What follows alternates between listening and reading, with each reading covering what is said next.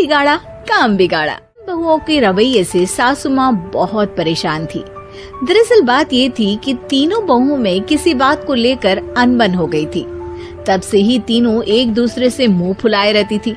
ना कोई सीधे मुंह किसी से बात करती, ना किसी का कहना मानती। पड़ोसी भी इस बात को जानते थे और जाने कैसे कैसे बातें भी करते। इसीलिए सासू माँ ने तीनों बहुओं को तुरंत अपने कमरे में बुलाया। मैं कई दिनों से देख रही हूँ, तुम तीनों अलग अलग सारे काम कर रही हो। ये सब नहीं चलेगा, तीनों को मिलकर ही काम करना पड़ेगा। सास की बात सुनकर एकदम से बड़ी बहू बोल उठती है। नहीं मम्मी जी, मैं इन दोनों के साथ कुछ नहीं कर सकती। मैं इस घर की बड़ी बहू हूँ, फिर भी ये मेरा कहना बिल्कुल भी नहीं मानती। अरे जेठानी जी, जानबूझकर मुझे डबल काम करवाती है आप, और छोटी मुझसे टेढ़े मुंह ही बात करती है। इन दोनों के बीच हमेशा सैंडविच बन जाती है मेरी, और मैं हमेशा आलू की तरह बीच में मसली जाती हूँ। मम्मी जी, इन दोनों को लगता है कि मैं छोटी हूँ तो इनके पैरों तले दब जाऊंगी, लेकिन नहीं, मेरा भी उतना ही अधिकार है जितना इन दोनों का है। बड़ी आई दोनों मेरी चुगली करने के लिए, मुझे क्या कम समझ रखा है। तीनों बहू एक दूसरे से बहस करने लगती है और सास दोबारा ये देखकर टेंशन में आ जाती है और सबसे कहती है, चुप हो जाओ, अब से तुम तीनों सारे काम एक साथ करोगी, आंख बंद करके एक दूसरे की बात सुनोगी। तुम तीनों इस बात को गांठ बांध लो, वरना अगली छुट्टियों में तुम्हारा अपना मायके जाना कैंसिल। सास की बातें सुनकर डर के मारे तीनों हामी भर देती हैं। जी मम्मी जी, मैं समझ गई। हाँ मम्मी जी, जैसा आप कहें, आप जो कहेंगी मैं वही करूँगी।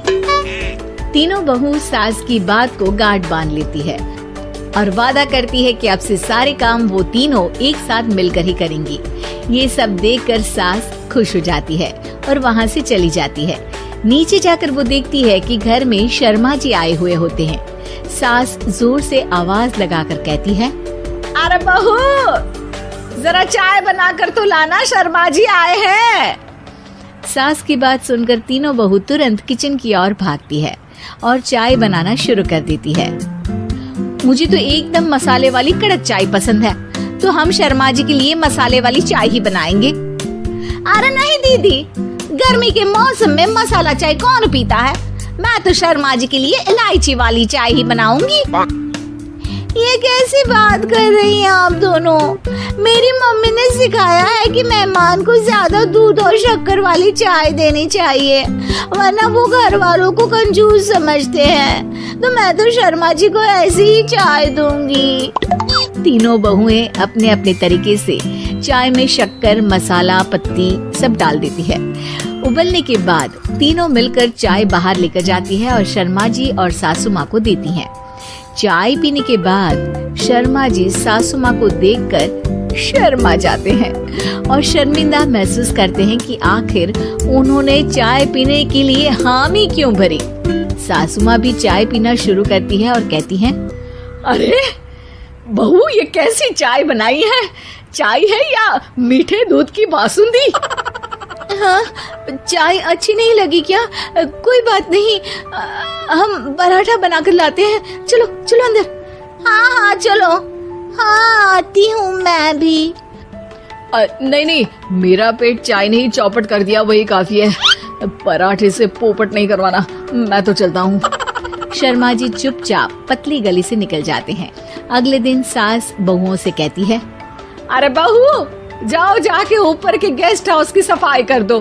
कल हमारे यहाँ मेरे दूर के रिश्तेदार आने वाले हैं, तो पूरे कमरे को चमका देना, समझी?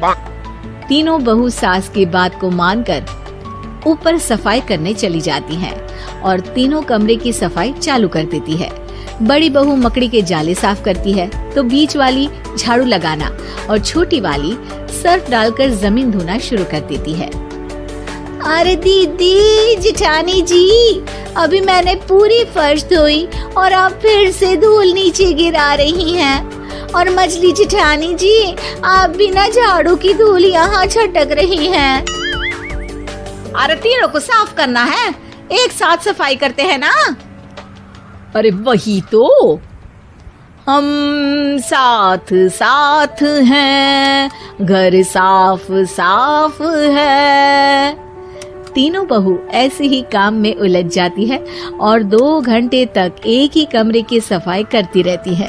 बहुत देर से अपनी बहुओं को ना देखने के कारण सास ऊपर कमरे में उन्हें देखने जाती है, लेकिन कमरे में घुसते ही वो गीली फर्श पर फिसलने के कारण नीचे गिर जाती है। ओरी मोरी मैया, हड्डी मरोड़ के रख दी। आए मेरी तो कमर ही टूट गई रे। तीनों बहुएं सास को उठाती हैं और बिस्तर पर सुला देती है। अरे मेरे हाथ पैर दर्द कर रहे हैं, दबा दो आराम मिलेगा। हाँ जी माँ जी। अरे जी माँ जी। और तीनों बहुएं एक साथ सास के हाथ को दबाना शुरू कर देती हैं। माँ की तो चीख ही निकल जाती है और नतीजा ये होता है कि सास के बचे हुए शरीर में भी दर्द उठ जाता है। हाय राम, ये क्या कर दिया तुम तीनों ने।